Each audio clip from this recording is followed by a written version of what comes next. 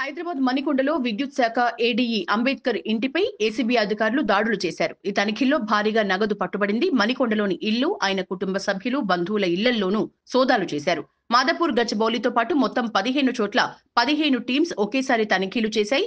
ఆదాయానికి మించి ఆస్తులు ఉన్నాయన్న ఆరోపణలతో ఏసీబీ రంగంలోకి దిగింది. తనిఖీల వివరాల్ని రంగారెడ్డి జిల్లా ఏసీబీ డీఎస్పీ ఆనంద్ కుమార్ మీడియాకు వివరించారు.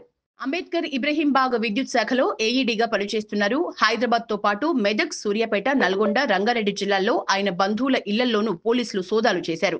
ఇష్టానుసారంగా అధికారులతో కుమ్మక్కై అక్రమ సంపాదనకు అలవాటు పడ్డారంటూ గతంలో ఇదే అధికారిపై ఆరోపణలొచ్చాయని పోలీసులు తెలిపారు. గచ్చిబౌలిలో 5 అంతస్తుల భవనం, ప్లాట్లు, సూర్యాపేటలో 10 ఎకరాల అగ్రికల్చర్ ల్యాండ్, నర్కుడలో 1000 గజాల స్థలం, కొండాపూర్లో 3 BHK ఫ్లాట్ ను అక్రమ సంపాదనగా గుర్తించామని తెలిపారు అధికారులు.